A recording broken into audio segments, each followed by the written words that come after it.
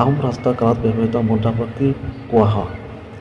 আপোনাৰ সন্মুখত অপশ্যন আছে ক টকা, খ নাৰায়ণী, গ মুদ্ৰা, ঘ চকা।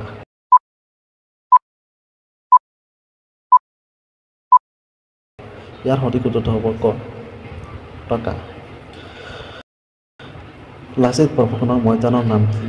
আপোনাৰ সন্মুখত অপশ্যন আছে ক শিৱসাগৰ, খ যোৰহাট, ঘ ডিব্ৰুগড়, ঘ গুৱাহাটী অৱস্থিত।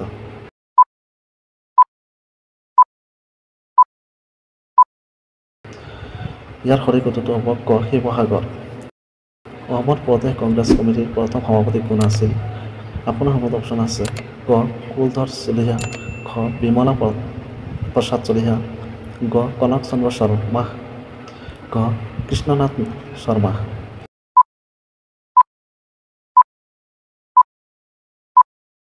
ইয়াৰ সঠিক উত্তৰটো হ'ব ক কুলধৰ চলিহা। এলাহাবাদ স্তম্ভৰ শিলালিপিৰ মধ্য অসমৰ নাম কি আছিল? আপোনাৰ সন্মুখত অপশ্যন আছে ক কামৰূপ, খ প্ৰাগজ্যোতিষপুৰ, গ দবকা, ঘ লোহিত।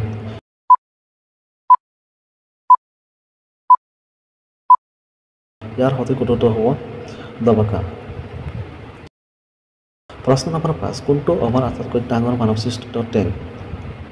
আপোনাৰ সন্মুখত অপশ্যন আছে ক জয়সাগৰ, খ গৌৰীসাগৰ, গ ৰুদ্ৰসাগৰ, ঘ ওপৰৰ কোনটোৱেই নহয়।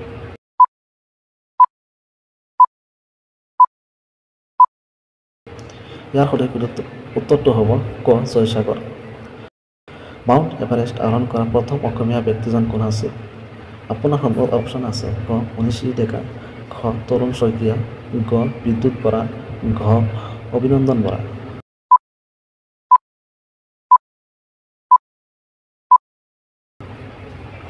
ইয়াৰ সঠিক উত্তৰটো হ'ব খ তৰুণ শইকীয়া। তেজপুৰ মানসিক চিকিৎসালয়খন কোন চনত আৰম্ভ কৰা হৈছিল? আপোনাৰ সন্মুখত অপশ্যন আছে ক 1872 চনত, খ 1876 চনত, গ 1890 চনত, ঘ 1902 চনত।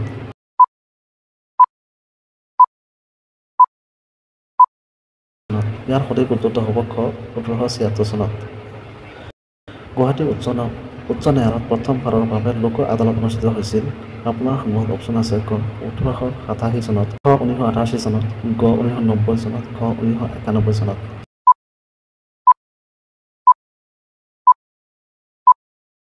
ইয়াৰ সঠিক উত্তৰটো হ'ব খ 1988 চনত।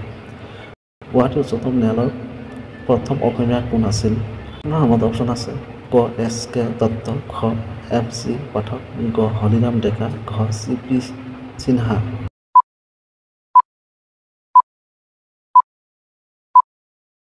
ইয়াৰ সঠিক উত্তৰটো হ'ব গ হৰিৰাম ডেকা। কোনখন ৰাজ্য গুৱাহাটী উচ্চতম ন্যায়ালয়ৰ অধীনস্থ নহয়? আপোনাৰ সন্মুখত অপশ্যন আছে ক নাগালেণ্ড, খ মিজোৰাম, গ ত্ৰিপুৰা, ঘ অৰুণাচল প্ৰদেশ।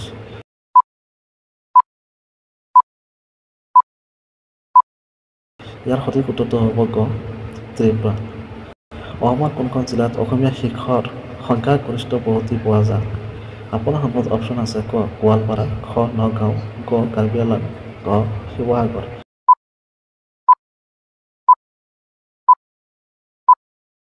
ইয়াৰ সঠিক উত্তৰটো হ'ব খ নগাঁও। কোনটো অসমৰ সৰ্বোচ্চ পৰ্বতমালা? আপোনাৰ সন্মুখত অপশ্যন আছে ক পাটকাই ৰেঞ্জ, খ নামচা ৰেঞ্জ, গ বৰাইল ৰেঞ্জ, ঘ বেথাৰতলি ৰেঞ্জ।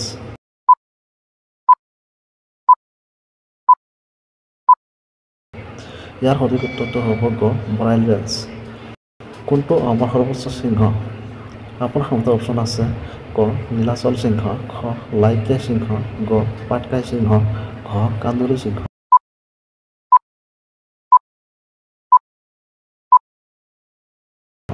ইয়াৰ সঠিক উত্তৰটো হ'ব খ লাইকে সিংহ।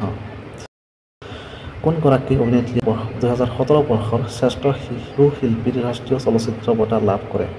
আপোনাৰ সন্মুখত অপশ্যন আছে ক ভনিতা দাস, খ ৰূপালী দাস, গ শিখা শইকীয়া, ঘ নিয়াৰ শইকীয়া।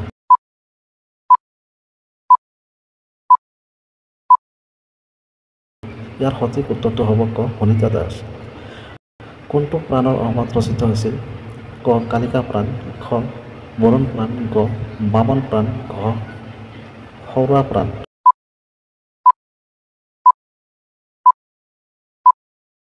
ইয়াৰ সঠিক উত্তৰটো হ'ব ক কালিকা প্ৰাণ। কোন জিলাত শ্ৰীসূৰ্য পাহাৰ অৱস্থিত?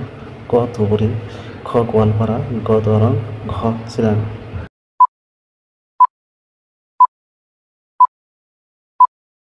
ইয়াৰ সঠিক উত্তৰটো হ'ব ক দৰং। অসমত জাতীয়বাদী ইতিহাস লেখাৰ ভেটি আছিল। আপোনাৰ সমান অপশ্যন আছে ক এছ.কে. ভূঞা, খ যোগেশ চন্দ্ৰ দত্ত, গ তপন ৰায় চৌধুৰী, খ দ্বাৰকানাথ গাংগুলী।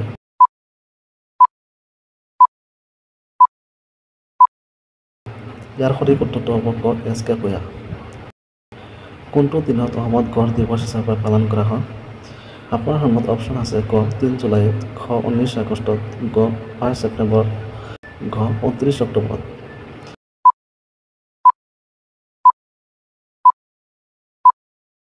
ইয়াৰ সঠিক উত্তৰটো হ'ব গ ৫ ছেপ্টেম্বৰত। অসমীয়া গদ্য সাহিত্যৰ পিতৃ হিচাপে কাক জনা যায়? আপোনাৰ সন্মুখত অপশ্যন আছে ক ভট্টদেৱ, খ শংকৰদেৱ, গ অনিৰুদ্ধদেৱ, ঘ মাধৱদেৱ।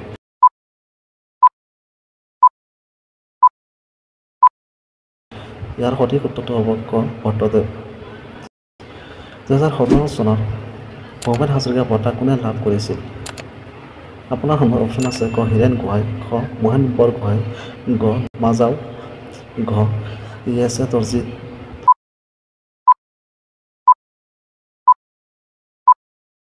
ইয়াৰ সঠিক উত্তৰটো হ'ব য়েছে দৰ্জী থংচী।